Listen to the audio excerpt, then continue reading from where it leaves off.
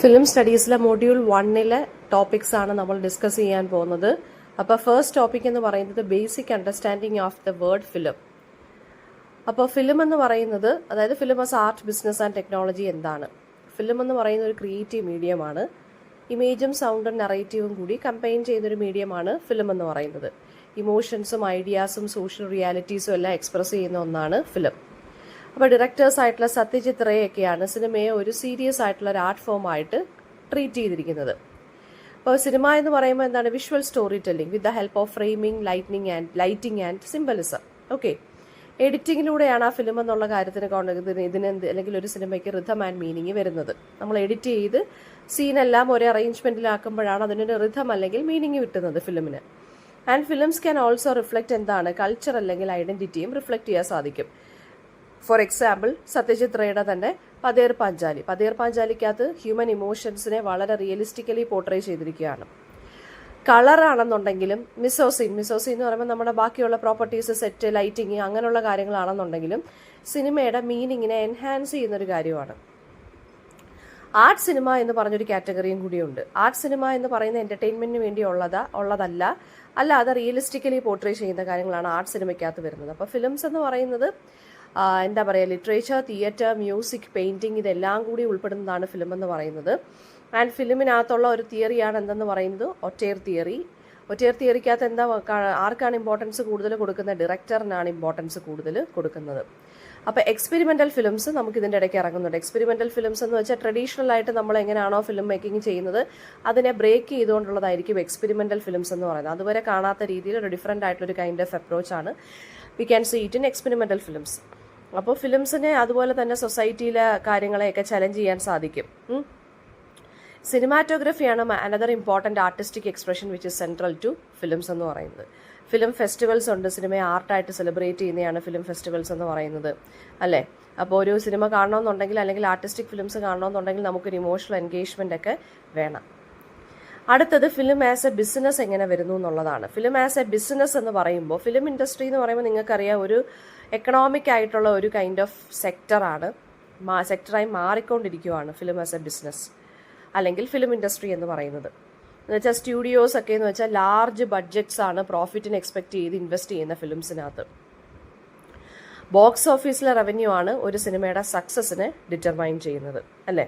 For example, അവതാർ എന്ന് പറയുന്നത് ഒരു ഗ്ലോബൽ കൊമേഴ്ഷ്യൽ സക്സസ്ഫുൾ ആയിട്ടുള്ളൊരു മൂവിയാണ്. അപ്പോൾ ഒരു സിനിമയ്ക്ക് ഇറങ്ങിക്കഴിഞ്ഞാൽ മാർക്കറ്റിംഗ് ഇമ്പോർട്ടൻ്റ് ആണ്, പ്രൊമോഷനും എസെൻഷ്യലാണ്. ഇപ്പം ഇറങ്ങുന്നതിന് മുന്നേ തന്നെ ഉണ്ട് മാർക്കറ്റിങ്ങും പ്രൊമോഷനും. ആൻഡ് അതുപോലെ തന്നെ സ്റ്റാർ പവറും, ആരാണോ അതിനകത്ത് അഭിനയിക്കുന്ന അവരുടെ ഇൻഫ്ലുവൻസും സിനിമയെ ബാധിക്കുന്നുണ്ട്, അല്ലേ? ഓഡിയൻസിനെയും ബാധിക്കുന്നുണ്ടത്. പിന്നെ ചാനൽസ്, ഏത് ചാനലിലൂടെയാണ് അത് ഡിസ്ട്രിബ്യൂട്ട് ചെയ്യുന്നതെന്നുള്ളതും ഇമ്പോർട്ടൻ്റ് ആണ്. പ്രൊഡ്യൂസേഴ്സാണ് എന്ത് ചെയ്യുന്നത്? ഫിനാൻസ് മാനേജ് ചെയ്യുന്നത്. അപ്പോൾ ഫിലിം ഇൻഡസ്ട്രീസ് ലൈക്ക് ഹോളിവുഡ് ആണെന്നുണ്ടെങ്കിൽ ഗ്ലോബലി ഡോമിനേറ്റ് ചെയ്ത് നിൽക്കുന്ന ഒരു ഇൻഡസ്ട്രിയാണ് ഹോളിവുഡ് ഇൻഡസ്ട്രി എന്ന് പറയുന്നത്. റിസ്ക്കും അൺസർട്ടനിറ്റി ഒക്കെ ഹൈ ആണ് ഫിലിം മേക്കിങ്ങിൽ. ആൻഡ് ഓൾസോ എന്താണ്, പിന്നെ OTT പ്ലാറ്റ്ഫോംസ് ആണ് ഈ ഇങ്ങനെയുള്ള റവന്യൂ മോഡൽസ് ഒക്കെ ഫിലിമിൻ്റെ ഇപ്പോൾ ചേഞ്ച് ചെയ്തിരിക്കുന്നത്. പ്രൈവറ്റ് സെക്ടറിൽ നിന്നും കോർപ്പറേറ്റ് സെക്ടറിൽ നിന്നും അല്ലെങ്കിൽ കോർപ്പറേറ്റ് കമ്പനീസ് പോലും എന്ത് ചെയ്യുന്നുണ്ട്? സിനിമകളിൽ ഇൻവെസ്റ്റ്മെൻറ്റ് ചെയ്യുന്നുണ്ട്, അല്ലേ? ഇന്റർനാഷണൽ മാർക്കറ്റിൽ പോലും നമുക്ക് പ്രോഫിറ്റ് എക്സ്പാൻഡ് ചെയ്യാനും സാധിക്കുന്നുണ്ട് with the arrival of OTT platforms. Awards ആണ് സിനിമയുടെ മാർക്കറ്റ് വാല്യൂവിനെ ഇൻക്രീസ് ചെയ്യുന്നത്, അല്ലേ? അതുപോലെ തന്നെ അതിനെ നെഗറ്റീവായിട്ട് അഫക്റ്റ് ചെയ്യുന്നൊരു കാര്യമാണ് പൈറസി എന്ന് പറയുന്നത്, വ്യാജ സിനിമ അല്ലെങ്കിൽ ഇതുപോലെ വ്യാജമായിട്ട് എന്ത് ചെയ്യുന്നത്, നമ്മുടെ ഫിലിമിനെ കോപ്പി ചെയ്യുന്നത്, അല്ലേ? ഇനി ഫിലിമസ് ടെക്നോളജിയാണ്. ഫിലിമസ് ടെക്നോളജി എന്ന് പറയുമ്പോൾ സിനിമ എന്ന് പറയുന്നത് ടെക്നോളജിക്കൽ ഇന്നോവേഷനെ ഡിപ്പെൻഡ് ചെയ്ത് നിൽക്കുന്ന ഒരു കാര്യമാണ്. ക്യാമറാസ് ആണ് മൂവിങ് ഇമേജസിനെ ക്യാപ്ചർ ചെയ്യുന്നത്. ക്യാമറ എന്ന് പറയുന്നത് ടെക്നോളജിയുടെ ഒരു ഭാഗമാണ്. സൗണ്ട് വെച്ചിട്ടാണ് നമ്മൾ എന്ത് ചെയ്യുന്നത്? ഫിലിംസിന് റെക്കോർഡ് ചെയ്യുന്നത്, അല്ലേ? എഡിറ്റിംഗ് എന്ന് പറയുന്ന സോഫ്റ്റ്വെയർ ആണ് ഫിലിംസിൻ്റെ നറേറ്റീവ്സിനെ ഷേപ്പ് ചെയ്യുന്നത്, ഒരു ലോജിക്കൽ മീനിങ് കൊടുക്കുന്നത്. കമ്പ്യൂട്ടർ ഗ്രാഫിക്സ് വെച്ചിട്ട് നമുക്ക് വിഷ്വൽ എഫക്റ്റും എൻഹാൻസ് ചെയ്യാം. എക്സാമ്പിൾ എന്ന് പറയുന്നത് ജുറാസിക് പാർക്ക് എന്നുള്ള മൂവി. ഡിജിറ്റൽ ക്യാമറാസ് ആണ് ഇപ്പോൾ എന്താണ് ഫിലിം റീൽസിനെയൊക്കെ പണ്ടെന്ന് വെച്ചാൽ ഫിലിം ഒരു റീലുണ്ട്. അപ്പോൾ ആ ഒരു ഫിലിം പിന്നെന്താണ് ഇപ്പോഴത്തേന്ന് വെച്ചാൽ എന്താ, അങ്ങനെയല്ല, ഡിജിറ്റൽ ക്യാമറാസ് ആണ്. ഇപ്പോൾ നമുക്കുള്ളതുപോലെ തന്നെ 3D ആൻഡ് IMAX എന്നുള്ള ആ ഒരു കോൺസെപ്റ്റ് ഉള്ളത് കൊണ്ട് തന്നെ വ്യൂയിങ് എക്സ്പീരിയൻസിനെ എൻഹാൻസ് ചെയ്യുന്നുണ്ട്. ലൈറ്റിംഗ് ടെക്നോളജിയും ഇപ്പോൾ എന്താണ് മാറിക്കൊണ്ടിരിക്കുകയാണ്. സ്പെഷ്യൽ എഫക്റ്റുകൾ വെച്ചിട്ട് ഫാൻറ്റസി സിനിമാസ് ഇറക്കുന്നുണ്ട് അല്ലേ. അതുപോലെ തന്നെ സ്ട്രീമിംഗ് ടെക്നോളജീസ് OTT വ്യൂയിങ്ങിനും എനേബിൾ ചെയ്യുന്നുണ്ട് ഇപ്പോഴത്തെ ഫിലിംസ്. ആനിമേഷനിൽ വെച്ചിട്ട് ഫുള്ളി ടെക്നോളജിക്കലി ഡ്രിവൺ ആയിട്ടുള്ള മൂവീസ് ഇറങ്ങുന്നുണ്ട്. ഡ്രോൺ വെച്ചിട്ടുള്ള ഷോട്ടുകളുണ്ട്. പിന്നെന്താണ്, മോഷൻ ക്യാപ്ചർ വെച്ചിട്ട് റിയലിസ്റ്റിക് ക്യാരക്ടേഴ്സിനെയൊക്കെ ക്രിയേറ്റ് ചെയ്യാൻ സാധിക്കുന്നുണ്ട്. അല്ലെങ്കിൽ മൊണ്ടാഷ് ടെക്നിക്കുകൾ വെച്ചിട്ട് യൂസ് ചെയ്യുന്നുണ്ട്. പിന്നെ പഴയ ഫിലിംസിനെയൊക്കെ നമ്മൾ ഡിജിറ്റൽ ടൂൾസ് വെച്ച് ഇപ്പോൾ റിസ്റ്റോർ ചെയ്തെടുക്കുന്നുണ്ട് അല്ലേ. പിന്നെന്താണ്, പഴയ ഫിലിംസ് ഇപ്പോൾ ഒരുപാട് ഫിലിംസ് ഇപ്പം ഒന്നും കൂടി എന്ത് ചെയ്യുന്നുണ്ട്, തിയേറ്റേഴ്സിലൊക്കെ കളിക്കുന്നുണ്ടല്ലോ ഫിലിംസൊക്കെ, പഴയ മൂവീസ്. അതിനെ എന്ത് ചെയ്യുവാണ്, 4K റീമാസ്റ്റർ ചെയ്തിട്ടൊക്കെ ഇറക്കുന്നുണ്ട് ഇപ്പോൾ ആളുകൾ. ആൻഡ് ഓൾസോ ഇപ്പോൾ റീസെൻ്റ്ലി നമ്മൾ നോക്കുകയാണെന്നുണ്ടെങ്കിൽ ആർട്ടിഫിഷ്യൽ ഇൻ്റലിജൻസ് ആണ് ഫിലിം പ്രൊഡക്ഷനകത്ത് എൻ്റർ ചെയ്തിരിക്കുന്നത്. ഇനി 3 ആസ്പെക്ട്സ് ഓഫ് എ മൂവിയാണ്. ഒരു മൂവിക്ക് 3 ആസ്പെക്റ്റുകളാണ്. അതായത് മൂവീസ് ഇറങ്ങുമ്പം അല്ലെങ്കിൽ ഇങ്ങനെയൊക്കെ ഇറക്കാം നമുക്ക്. ലിറ്റററി ആസ്പെക്റ്റ് ഉണ്ട്, ഡ്രമാറ്റിക് ആസ്പെക്റ്റ് ഉണ്ട്, സിനിമാറ്റിക് ആസ്പെക്റ്റ് ഉണ്ട്. 3 ആസ്പെക്റ്റ് ഓഫ് എ മൂവി എന്ന് ചോദിച്ചു കഴിഞ്ഞാൽ, ലിറ്റററി ആസ്പെക്റ്റ് എന്ന് വെച്ചാൽ എന്താ, ഒരു സിനിമ ലിറ്റററി ആസ്പെക്റ്റിലൂടെ ഇറങ്ങുമെന്ന് വെച്ചാൽ അതിൻ്റെ സ്റ്റോറി, സ്ക്രിപ്റ്റ്, നറേഷൻ, അതായത് അതിൻ്റെ സ്ട്രക്ചർ എങ്ങനെയാണ്, അതായത് പ്ലോട്ടും തീമും ക്യാരക്ടേഴ്സ് എങ്ങനെ വരും, ഡയലോഗ് റൈറ്റിംഗ് എങ്ങനെയാണ് വരുന്നത്. അഡാപ്റ്റേഷൻസ് ഫ്രം നോവൽസ് എന്ന് പറയുന്നത് കോമൺ ആയിട്ടുള്ളൊരു കാര്യമാണ്. എക്സാമ്പിൾ ഹാരി പോട്ടർ മൂവീസൊക്കെ അത് ബുക്കിൽ നിന്ന് പിന്നെ ഫിലിമാക്കി മാറ്റിയതാണ് അല്ലേ. അപ്പോൾ ലിറ്റററി ആസ്പെക്റ്റ് എന്ന് വെച്ച് കഴിഞ്ഞാൽ ഒരു മൂവിയുടെ സ്റ്റോറിയും സ്ക്രിപ്റ്റും അതിൻ്റെ നറേഷനും അല്ലെങ്കിൽ അതിൻ്റെ പ്ലോട്ടും തീമും ക്യാരക്ടേഴ്സും ഒക്കെ എങ്ങനെ വരുന്നു, ഡയലോഗ്സ് ഒക്കെ എങ്ങനെ വരുന്നു. അപ്പോൾ സ്ക്രീൻ പ്ലേ ആണ് ഒരു ഫിലിമിൻ്റെ ബാക്ക് ബോൺ എന്ന് പറയുന്നത്. അപ്പോൾ പിന്നെ അതുപോലെ തന്നെ കഥ പറയുന്ന രീതിയും ഇമ്പോർട്ടൻ്റ് ആണ്. നമുക്ക് വേണമെന്നുണ്ടെങ്കിൽ ബിഗിനിങ്, മിഡിൽ, എൻഡ് ആ ഒരു പാറ്റേൺ ഫോളോ ചെയ്യാം. അല്ലെങ്കിൽ ക്ലൈമാക്സ് തൊട്ടേ കാണിക്കുന്ന മൂവീസൊക്കെ ഉണ്ട്. തീംസ് എന്ന് പറയുന്നത് ഇതിനകത്ത് ഉൾപ്പെടുന്നതാണ് അല്ലേ. ഡീപ്പറായിട്ടുള്ള മീനിങ് ഉള്ള തീംസ്, ക്യാരക്ടേഴ്സിൻ്റെ ആർക്കും ഡെവലപ്മെൻറ്റിനെ കാണിക്കുന്നുണ്ട് അല്ലേ. സിംബലിസം വെച്ചിട്ട് നമുക്ക് കഥ പറഞ്ഞു പോവാം. പിന്നെന്താണ്, ഡയലോഗ്സ് വെച്ചിട്ട് ഓരോ ക്യാരക്ടേഴ്സിൻ്റെ പേഴ്സണാലിറ്റി റിവീൽ ചെയ്യാം. നറേഷൻ ടെക്നിക്കുകൾ വേരി ചെയ്യാം അല്ലേ. ലിറ്റററി ഡിവൈസസ് ഒക്കെ നമുക്ക് യൂസ് ചെയ്യാം. പിന്നെന്താണ്, ഇപ്പോൾ എന്തിനാണെന്നുണ്ടെങ്കിലും ഒരു സ്പെഷ്യലൈസ്ഡ് സ്കില്ല് ആവശ്യമാണ്. ഇപ്പോൾ സ്റ്റോറി ബോർഡ് ക്രിയേറ്റ് ചെയ്യുമ്പോൾ നമുക്ക് വിഷ്വലായിട്ട് തന്നെ അത് സ്ക്രിപ്റ്റ് എഴുതി നമുക്ക് എന്നിട്ട് ഡയലോഗ്സ് ഒക്കെ കൊടുക്കാം. ഫ്ലാഷ് ബാക്ക് ടെക്നിക്സ് ഒക്കെ യൂസ് ചെയ്യാം അല്ലേ. അപ്പോൾ ഇതാണ് literary aspect of A movie എന്ന് പറയുന്നത്. കഥാപാത്രങ്ങൾ, ഡയലോഗ്, സ്ക്രിപ്റ്റ് ഇതൊക്കെ എങ്ങനെ വരുന്നു.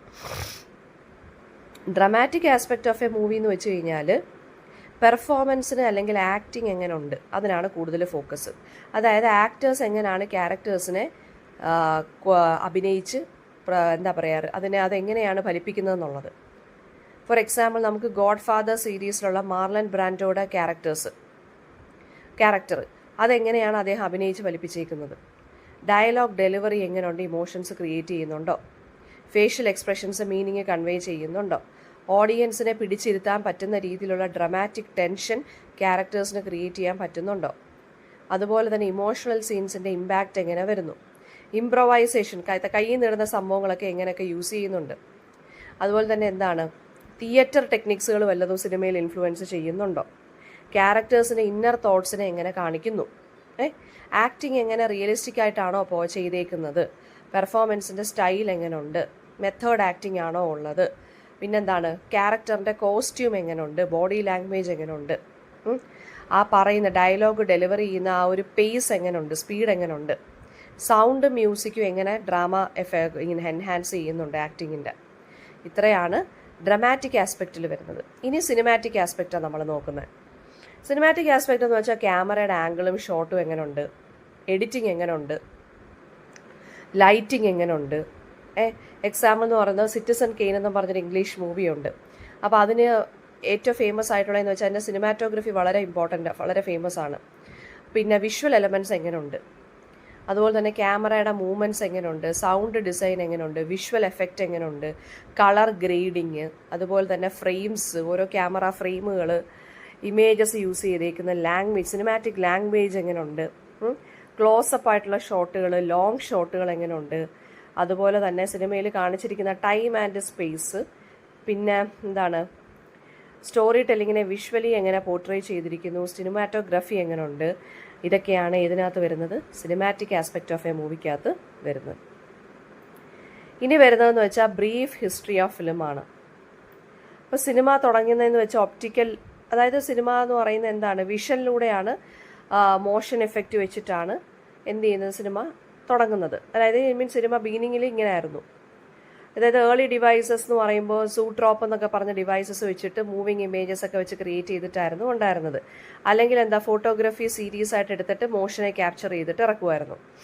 സീക്വൻഷ്യലായിട്ട് ഇമേജസ് വെച്ചിട്ടും ഒരു മോഷൻ ക്രിയേറ്റ് ചെയ്ത് ഇറക്കുമായിരുന്നു. അങ്ങനെയൊക്കെയാണ് എഡ്വേർഡ് മൈബ്രിഡ്ജ് ഒക്കെ എന്ത് ചെയ്തത്, ഈ ക്യാമറ മൂവ്മെൻറ്റിനെയൊക്കെ പഠിച്ചത്. മോഷൻ പിക്ചർ ക്യാമറ ഡെവലപ്പ് ചെയ്ത് 19th സെഞ്ചുറിയിലാണ്. തോമസ് എഡിസൺ ആയിരുന്നു ഏർലി സിനിമ ടെക്നോളജിക്ക് ഒരുപാട് കോൺട്രിബ്യൂഷൻസ് കൊടുത്തത്. ലുമിയ ബ്രദേഴ്സും ഫസ്റ്റ് പബ്ലിക് ഫിലിം സ്ക്രീനിങ് ഒക്കെ അവരാണ് ക്രിയേറ്റ് ചെയ്തത്. ഏർലി ഫിലിംസ് എന്ന് പറയുന്ന ഷോർട്ട് ആൻഡ് സൈലന്റ് മൂവീസ് ആയിരുന്നു.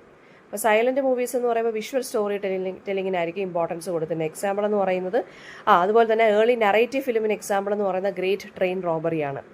സൗണ്ടാണ് സിനിമയെ റെവല്യൂഷനൈസ് ചെയ്തത്. ഓക്കെ, കളർ ഫിലിംസ് പിന്നീട് എമർജ് ചെയ്തു. നിങ്ങൾ പഠിച്ച കാര്യങ്ങളാണ് അതായത് വേറെ മൊഡ്യൂൾസിലൊക്കെ പഠിച്ച കാര്യങ്ങളാണ് ഇതിനകത്ത് വരുന്നത്. അപ്പോൾ എല്ലാം കൂടി ആകത്തൊക്കെ ആയിട്ട് അങ്ങ് എഴുതിയാൽ മതി. ഓക്കെ, ജനറലായിട്ട് അങ്ങ് എഴുതിയാൽ മതി ഇതിൻ്റെ ബിഗിനിങ് എന്ന് ചോദിച്ചു കഴിഞ്ഞാൽ. സ്റ്റുഡിയോ സിസ്റ്റംസ് 20th സെഞ്ചുറിയിൽ വന്നു. ഹോളിവുഡ് ആയിരുന്നു ഗ്ലോബൽ സെൻറ്റർ ഓഫ് ഫിലിംസ് എന്ന് പറയുന്നത്. പിന്നെന്താണ്, കോമഡി ഇവോൾഡായി, വെസ്റ്റേൺ ഫിലിംസ് വന്നു, ഇന്റർനാഷണൽ സിനിമാസ് ഒക്കെ ഡെവലപ്പ് ചെയ്തു. അതായത് ഫ്രഞ്ച്, ഇന്ത്യൻ, ഇറ്റാലിയൻ സിനിമാസ് ഒക്കെ വന്നു. ഡിജിറ്റൽ റെവല്യൂഷൻ ഫിലിം മേക്കിങ്ങിനെ ഇപ്പോൾ ചേഞ്ച് ചെയ്തു. ഗ്ലോബലൈസേഷൻ്റെ റിസൾട്ട് കാരണം ഫിലിംസിൻ്റെ ഇത് എക്സ്പാൻഡ് ചെയ്തു, ഹൊറൈസൺ അല്ലേ. ഫിലിം ഫെസ്റ്റിവൽസ് വന്നു. സ്ട്രീമിംഗ് പ്ലാറ്റ്ഫോംസ് വന്നു. സ്ട്രീമിംഗ് പ്ലാറ്റ്ഫോംസിൽ അതായത് തുടക്കത്തിൽ സൈലന്റ് ഫിലിംസ് തൊട്ട് സ്ട്രീമിംഗ് പ്ലാറ്റ്ഫോംസ് വരെയാണ് ഈ ഒരു ടോപ്പിക്കിന് എഴുതേണ്ടത് നിങ്ങൾ ബ്രീഫ് ഹിസ്റ്ററി ഓഫ് ഫിലിം ചോദിച്ചു കഴിഞ്ഞാൽ. അടുത്തത് സ്റ്റേജസ് ഓഫ് പ്രൊഡക്ഷൻ ആണ്. അതിനകത്ത് ഫസ്റ്റ് വരുന്നത് പ്രീ പ്രൊഡക്ഷൻ. ഒരു ഫിലിം തുടങ്ങുമ്പോൾ പ്രൊഡക്ഷൻ പ്രോസസ്സ് തുടങ്ങുന്നത് എങ്ങനെയാണ്? ഫസ്റ്റ് പറയുന്നത് നമ്മൾ പ്രീ പ്രൊഡക്ഷൻ എന്നാണ്. അതായത് ഐഡിയ ഡെവലപ്പ് ചെയ്ത് വരുന്നു, അങ്ങനെ പ്രോസസ്സ് സ്റ്റാർട്ട് ചെയ്യുന്നു, സ്ക്രിപ്റ്റ് റൈറ്റിംഗ് കംപ്ലീറ്റ് ആവുന്നു, ബഡ്ജറ്റ് പ്ലാനിങ് നമ്മൾ നടത്തുന്നു, ആക്ടേഴ്സിനെ ആരൊക്കെ കാസ്റ്റ് ചെയ്യുന്നതെന്നുള്ളത് നമ്മൾ നോക്കുന്നു, ലൊക്കേഷൻ സ്കൗട്ട് ചെയ്യുന്നു, അതായത് ഏതൊക്കെ ലൊക്കേഷൻ ആണെന്നുള്ളത് നോക്കി വെക്കുന്നു, ഷൂട്ടിംഗ് എപ്പോഴത്തേക്കാണെന്നുള്ളത് സ്കെഡ്യൂൾ ചെയ്ത് വെക്കുന്നു, ക്രൂവിനെ ഹയർ ചെയ്യുന്നു, ക്യാമറ ക്രൂ ആണെങ്കിലും അല്ലാതുള്ള ലൊക്കേഷൻ ക്രൂ ആണെന്നുണ്ടെങ്കിൽ ഹയർ ചെയ്ത് വെക്കുന്നു. പിന്നെന്താണ്, കോസ്റ്റ്യൂമും സെറ്റും ഡിസൈനും ഒക്കെ പ്ലാൻ ചെയ്യുന്നു,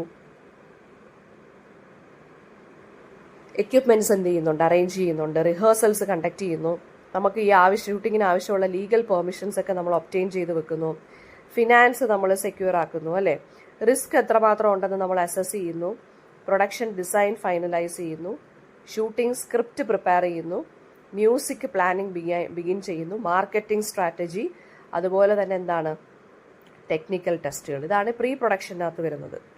പ്രൊഡക്ഷനകത്ത് വരുന്നതെന്ന് വെച്ച് കഴിഞ്ഞാൽ എന്താണ്, ആക്ച്വൽ ഷൂട്ടിംഗ് ടേക്ക് പ്ലേസ് ചെയ്യുന്നതാണ് പ്രൊഡക്ഷൻ.